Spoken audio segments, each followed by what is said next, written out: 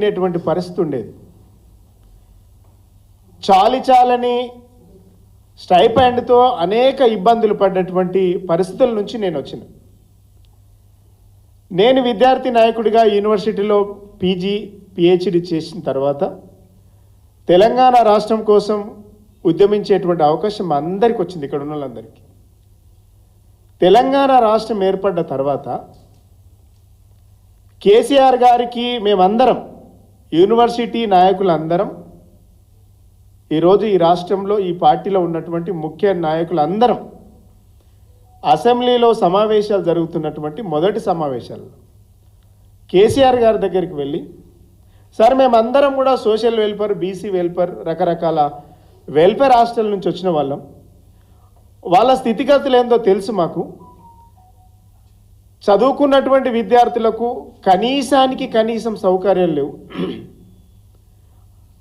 దొడ్డు బియ్యం, దొడ్డు కారం, పురుగులన్నం, లక్క పురుగులు, తెల్ల పురుగులు తినేటువంటి దుస్థితి, నీళ్ళచారు, ఈ పరిస్థితులను మార్చాలని కేసీఆర్ గారికి మేమందరం ఒక రిప్రజెంటేషన్ చేసినాం.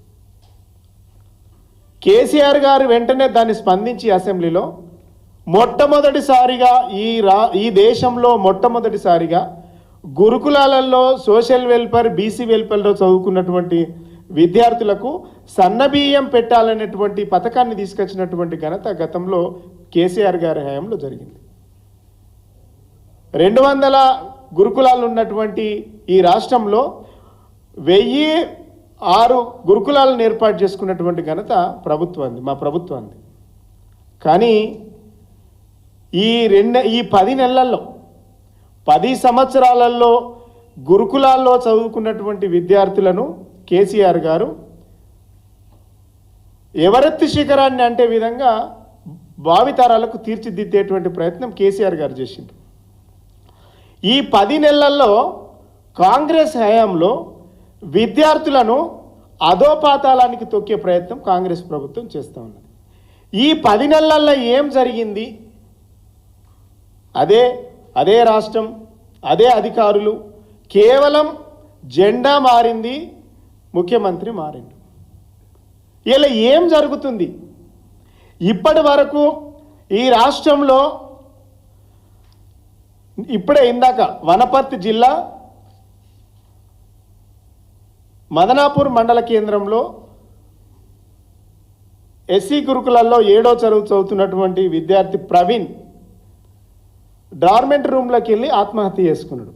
మొత్తం కలిసి ఈ రోజుకు ఈ నిమిషానికి 49 మరణాలు ఈ రాష్ట్రంలో పిల్లలు చనిపోయినారు. ఆ పిల్లలు ఎవరు? మన బిడ్డలు, దళిత బిడ్డలు, గిరిజన బిడ్డలు, బీసీ బిడ్డలు, బడుగు బిడ్డలు, మైనార్టీ బిడ్డలు, మొత్తానికి ఈ తెలంగాణ బిడ్డలు. ఇంతమంది బిడ్డలు చచ్చిపోతే ఒక్క మంత్రి, ముఖ్యమంత్రి, ఒక సెక్రటరీ మాట్లాడకపోవడం, స్పందించకపోవడం చాలా బాధాకరం. చాలా తీవ్రంగా మేము ఖండిస్తూ ఉన్నాం. ఎంతమంది చచ్చిపోతే ఈ ప్రభుత్వం స్పందిస్తుందని అడుగుతూ ఉన్నాం మేము. ఇంతమంది చావులకు కారణం ఎవరు అంటున్నాం. ఈ 49 చావులకు కారణం ఈ కాంగ్రెస్ ప్రభుత్వం, ఈ ముఖ్యమంత్రి. ఇవి కాంగ్రెస్ చేసినటువంటి హత్యలు. ఈ మరణాలన్నీ కూడా కాంగ్రెస్ చేసినటువంటి హత్యలు. ఇప్పటి వరకు 20 ఈ రోజుతో కలుపుకుంటే 24 ఆత్మహత్యలు జరిగినాయి, 8 అనుమానాస్పద మరణాలు జరిగినాయి, 13 అనారోగ్య మృతులు జరిగినాయి. ఫుడ్ పాయిజన్తో చనిపోయినటువంటి వాళ్ళు 4. అస్తవ్యవస్థకు గురైనటువంటి అంటే విషాహారం తిని అవస్థకు గురైనటువంటి విద్యార్థుల సంఖ్య 916కు చేరింది ఇయ్యాలటికి. నిన్నటికి నిన్న మాగనూరులో జరిగినటువంటి ఫుడ్ పాయిజన్ కేసులో మక్తల్ నియోజకవర్గం 20 జెడ్పీహెచ్ఎస్ హై స్కూల్లో 22 మంది విద్యార్థులు ఫుడ్ పాయిజన్ జరిగింది. ఎంత దుర్మార్గం అంటే అధికారులు బాధ్యత గల పదవిలో ఉన్నటువంటి వాళ్ళు మాట్లాడుతుంటే బాధ అనిపిస్తుంది. అసలు మనం ఏ దేశంలో ఉన్నాం, రాజ్యాంగ వ్యవస్థలో ఉన్నామా, అసలు ప్రజాస్వామ్యంలో ఉన్నామా, ఎక్కడున్నామని బాధ అనిపిస్తుంది. ఇలాంటి వాళ్ళని చూస్తే సిగ్గు అనిపిస్తుంది. మా ఎమ్మెల్యే, మాజీ ఎమ్మెల్యే రామ్మోహన్ రెడ్డి గారు వెళ్ళి వాళ్ళని పరామర్శించడానికి వెళ్ళాలి. ఆ తల్లుల గోస చూడడానికి విలపిస్తుంటే వాళ్ళను ఓదార్చడానికి వెళ్ళాలంటే ఆయనను గృహ నిర్బంధం చేసిండ్రు. 22 మంది ఫుడ్ పాయిజన్తో హాస్పిటల్లో పడ్డారు.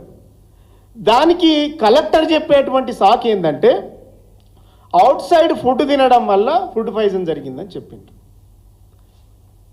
కలెక్టర్ గారి మాట. రెండవది, ఆ స్థానిక ఎమ్మెల్యే గారు మాట్లాడుతుంది ఏంటంటే బేకరీలో అవుట్ సైడ్ ఫుడ్ తినడం వల్ల ఫుడ్ పాయిజన్ జరిగిందని చెప్పిండ్రు.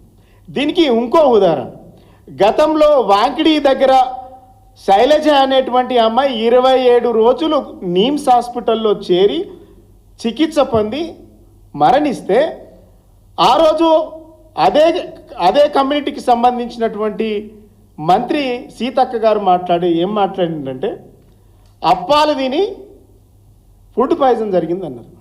మీరు అందరు చెప్పాలి, ఇక్కడ ఉన్నటువంటి పత్రికా మిత్రులందరికీ నేను అప్పీల్ చేస్తూ ఉన్నా. ఈ తెలంగాణ అప్పాలు తినడము కొత్తనా? అప్పాలు తినడం అనేది ఇప్పుడు మనం నేర్చుకుంటున్నామా? అప్పాలు ఎప్పుడు తినలేదా? ఎవరు చేసుకోలేదా? గతం కంటే తెలంగాణ ఇప్పుడు బాగుపడ్డది కదా, మంచి నూనె దొరుకుతుంది కదా, నాణ్యమైనటువంటి నూనెలు కొనేటువంటి స్తోమతకి ఎదిగిండ్రు కదా. ఇలా ఎందుకు ఇట్లా మాట్లాడుతూ ఉన్నారు? అప్పాలు తిని ఆయిల్ ఫుడ్ తినడం వల్ల అస్వస్థకు గురైండ్రు, అందుకే హాస్పిటల్ పాలైండ్రని కించపరిచిండ్రు. ఆ అమ్మాయి చనిపోతే ఆ చావు దగ్గరికి వెళ్ళేటువంటి మా కోవలక్ష్మి ఎమ్మెల్యే గారిని అడ్డుకున్నారు, అంత్యక్రియల కాడ అడ్డుకున్నారు, వెళ్ళకుండా అడ్డుకున్నారు, అరెస్టులు చేసిండ్రు. అంటే మేము అదేవిధంగా మా మాజీ మంత్రి హరీష్ రావు గారు, అదేవిధంగా మాజీ మంత్రి సబితా ఇంద్రారెడ్డి గారు స్వచ్ఛందంగా విద్యార్థులే మహేశ్వరం దగ్గర, రంగారెడ్డి జిల్లా మహేశ్వరం దగ్గర విద్యార్థులే రోడ్ల మీదకి వచ్చి మాకు పురుగుల అన్నం పెడతా ఉన్నారు, నీళ్ళ చారు పెడతా ఉన్నారు, అసలు మాకు కేసీఆర్ పాలనలో నాణ్యమైనటువంటి భోజనం ఉండే, ఆ భోజనం లేదు,